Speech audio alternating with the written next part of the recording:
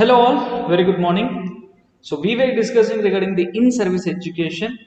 So in previous classes we have seen the definition of in-service education and what are the aims, objectives and scope of in-service education. And in this class we are going to discuss the components or organization or types of in-service education. So we are going to discuss mainly the four topics. We are going to discuss the orientation program. Nextly we are going to discuss the skill training program, and third part we're going to discuss this leadership and management development program, and fourthly we're going to discuss continuing education. So first one is orientation program. So what is this orientation program? So whenever a new employee or a new trainee is coming to the institution, whenever a new employee or new trainee is coming to the institution, we are giving the orientation program. So what we are going to do, first of all, when you are introduced into the college or whenever you are introduced into the institution, simply we cannot ask you to go and sit in your position, simply we cannot go and say you to work there. You need some orientation. You need to understand what is your role, you need to understand what is the policy, you need to understand what is the rules and regulations, and you need to understand what is the practices of the organization. Then only you can understand the institution, then only you can cope up with the institution or the work. That's what we perform, what orientation program. So orientation process is nothing but acquainting a newly joined employee to the policies, rules and regulations and practices of organization. So orientation is given to the employees during their first 2 to 3 days of employment. On the day one, you are not asking them to do any kind of work, just simply you are trying to orient them what is going on in a particular ward. For example, if it is a medical ward, what are the things that you do, what are the things that you perform in the medical ward are being explained to the particular newly joined employee. Newly joined what? Employee. So after giving the induction classes, after they have done the induction, again they are brought into the ward. After coming into the ward, even though the induction is given to them, still you need to orient the particular new employee at least for 2 to 3 days of their first employment days. So here once the employments are once the employees are selected in an organization, the first step is giving them the orientation and training. So orientation is the process of acquainting new staff with the existing work environment so that he or she can relate quickly to his or her new surroundings. Nothing but whenever you give orientation, the people who join now, the people who join newly, they can get adjust to the surroundings, they can quickly relate themselves to the thing, and they can know their job role and they can perform. They can what?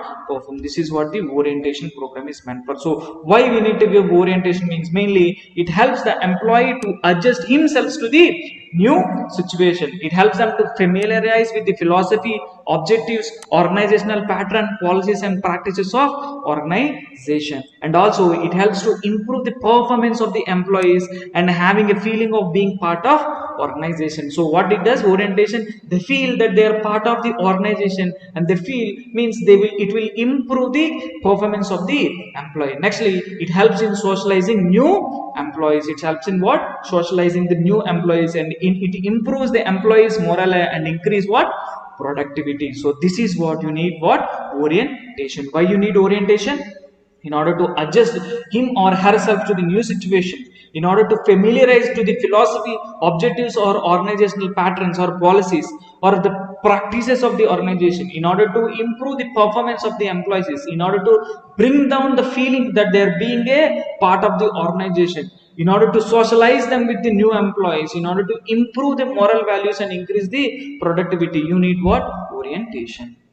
What are the components of orientation? Means we have centralized orientation and we have decentralized orientation. So in centralized orientation we have again three types: generalized orientation, orientation to hospital, and orientation to nursing. In decentralized orientation we have orientation to nursing unit and orientation to nursing team. So here the first one is orientation. So here the orientation program, firstly it covers what? General orientation. So here in generally what you will give orientation, you will give what is the organization, what is the physical layout of organization, what is the objectives of organization, what is the philosophies of philosophies and objectives of organization, and we also give the support services. Okay, the orientation is given on what? Personnel in the organization means who are the directors, who are the administrators, who are the nurse educators, who are the doctors, who are the co-workers, and who are the subordinates, and what are the services that are available. So all these are coming under what? General orientation. And also you will give the orientation about personal policies, rules and regulations, leave policy, how you can apply leave, legal issues, what are the legal issues, what is recording, what is reporting, and what are the channels of communication. So in nursing department, what are the responsibilities, all these things. So, and what is her job description, or what is their job description, what is their task, what is their responsibilities, all these were given in what? General orientation. What we are giving in general orientation? We are giving information regarding the organization, physical layout, philosophy, objectives and support services. We are giving orientation regarding the directors, administrators, nurse educators, doctors, co-workers, subordinates, what are the services that are available, what are the legal issues, what are the policies of the institution, what is the leave policy, what is the legal policy, what is record, what is report, what are the different ways and channels of communication, what is your job description, what is your task, what is your responsibility. Everything is mainly given in the general orientation. So what are the advantages of this orientation? Means mainly it gives adjustment to the work situation, it helps the person to get strongly motivated to learn, it is able to function effectively, and means they want to communicate, means it will improve the feel wanted to needed by the co-workers and supervisors. So these are the advantages of orientation program. Now we'll see what is skill training program. So here the skill training program, it is nothing but the skill may be manual or technical doing. So here we are mainly dealing with whom? We are mainly dealing with the people. So here the nursing staff, as they are dealing with the people, they need to have proper attitude, they need to have proper qualification, they need to have new techniques, they need to deal with lots and lots of people, because people will be coming from different cultures, different situations, different institutions, different backgrounds, and they act very oddly, different manner. One patient is different from other patient is different from other patient. So here the nursing staff, with the skills and attitude required for the job, we need what? We need new techniques. That's what we are giving them, the skill training program. So this one skill training program, it is a continuous program after the orientation program. So mainly it is designed to provide training to the new as well as the older staff. So presentation of the skill mainly is done through objective structured clinical examination, simply you can call it as OSCE. So this was taught to you in your nursing research, and we have the class available in the playlist also. If you want to understand what is this clinical examination and practical examination, you can go, you can check in the playlist and you can watch the objective structured clinical examination. This one is also there in your second year CET. Simply if you want to understand little lower side, you can go and study your CET textbook. There also you can understand what is this OSCE or OSPE. So here the skills include what? Psychomotor skills. So how you are dealing with the patient, how you are thinking, what is your ability, and also cognitive skills, nothing but learning skills, teaching skills, affective skills, communication skills, and supervisory skills. So all these are coming under what? Skill training program. So what are the benefits of skill training program? Is mainly it helps the nurses to improve and reinforce their level of preparation, and also it fills any gap between the knowledge by making them to aware the changing methods and also the new technology. As I'm discussing, nobody knows everything completely. So here while you are skill training, the new skills are acquired by the person. If there is any gap or deficiency, simply he or she can learn and she can apply the learned thing in the practice. What are the principles of training? Means here the trainee must be motivated to learn, learning must be reinforced, means a person must supervise and they must examine the person whether they are up to the mark or not.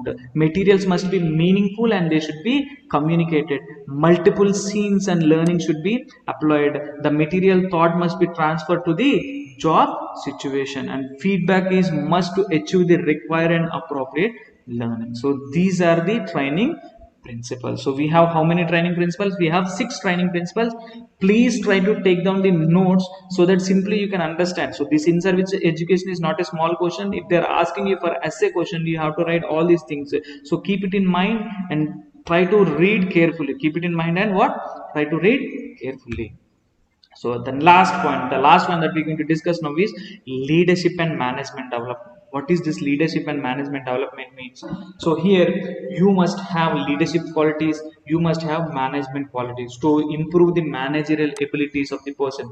Means at every management level as well as at a potential managers, mainly to produce what? The greatest degree of organizational process. So in any kind of situation,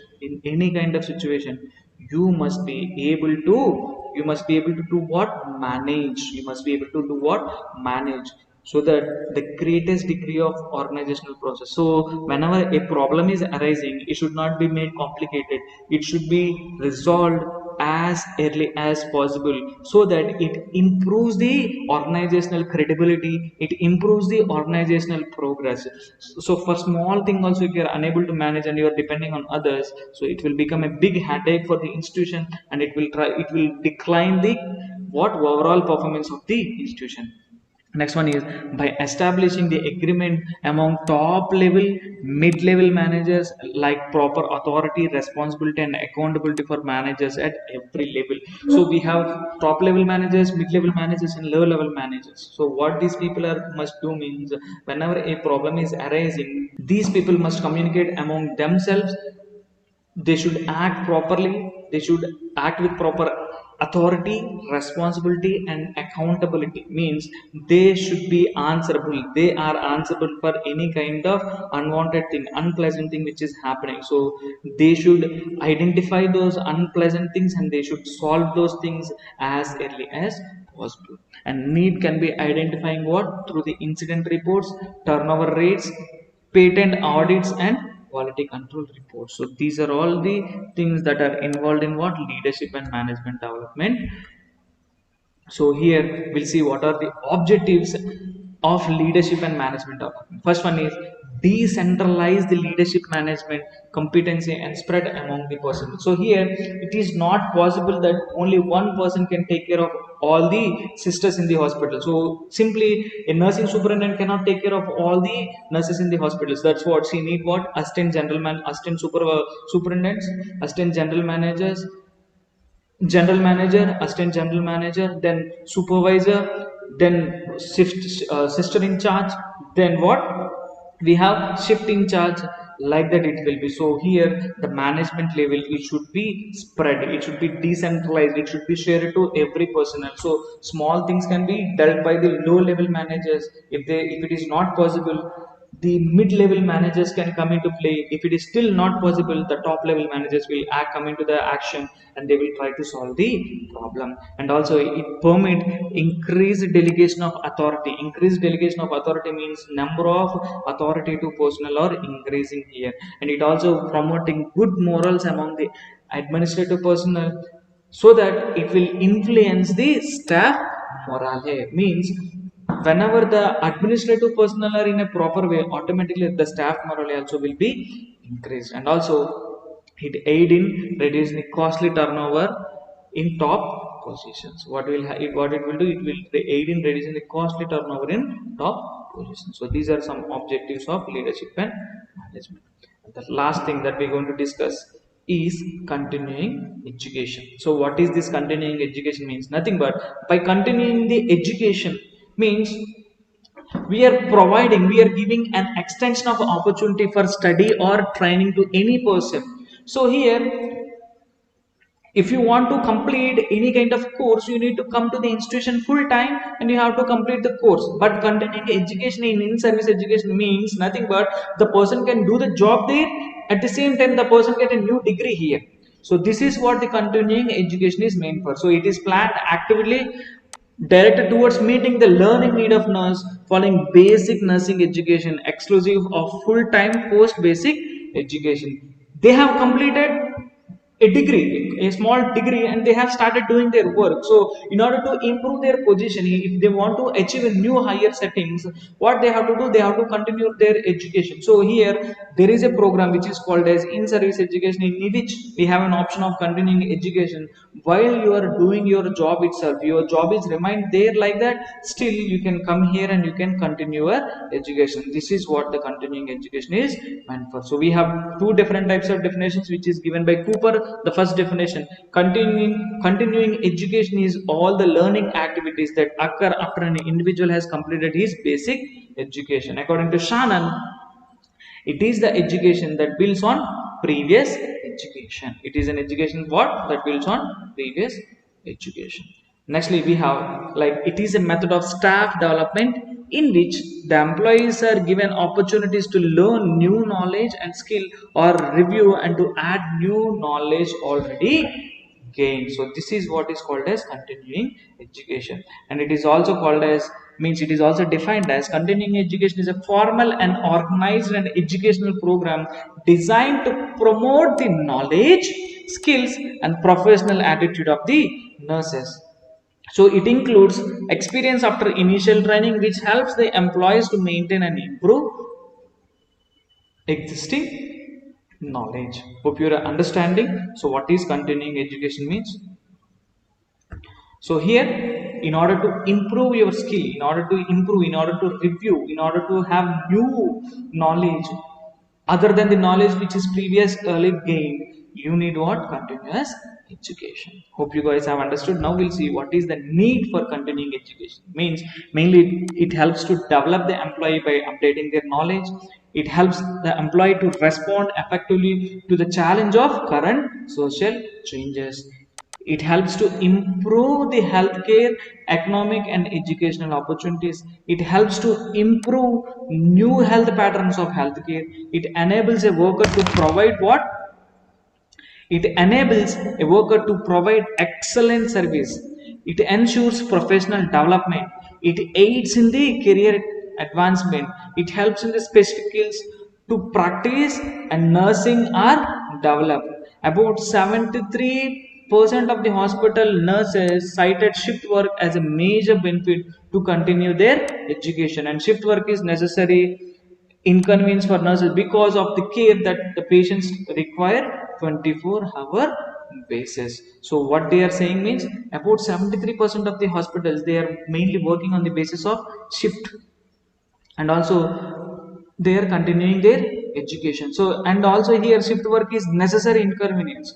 So when you are working on shift process means, see, if you are doing 9 to 5 job, that is a different story. If you are doing only night duties, that is different story. But in this shift work, 24 hours you have to do the job. You don't know when you're going to work. If it is A shift, you have to work from morning 7 a.m. to 2 p.m. If it is B shift, you have to work from 2 p.m. to 8 p.m. If it is C shift, again from 8 p.m. to again morning 7 a.m. you have to work. So 24 hour basis. So this has become a major backdrop, means for means major backdrop for continuing the in-service education. So means for continuing education, this working pattern is very difficult, but still the nurses are coping because the patient need what? 24 hours of services, and the cost was cited by 50% of the nurses as a deterrent to continuing education. 18% of the nurses reported having to travel up 1 hour by public transportation in order to participate in continuous educational activities. So what's the problem? As I'm saying again, during the shift basis, they have to come from home, they have to manage their house, they have to manage in the hospital. At the same time, while they are provided this continuous education program, they have to visit the hospital before 1 or 2 hours of their work time, usual time. So this one, it is increasing a lot of burden on the nurses, as well as on the financial thing. So difference between in-service education and continuing education, we're going to discuss in the coming slide. So what is the particular difference between in-service and education and continuing education means? First one, responsibility. In in-service education, the responsibility is taken by the employing agency. In continuing education, the responsibility is taken by the individual. So here, in-service education, the authority itself is providing the education, but while in continuing education, here you are responsible for your education. You can do your work as well as you have to continue your education. What is the basic concept for in-service education is improve the worker performance, but in the continuing education, it is self directed. And here, if you see the venue in in-service education, wherever you are doing the job, there itself you can come, you can learn. But in continuing education, it is not limited.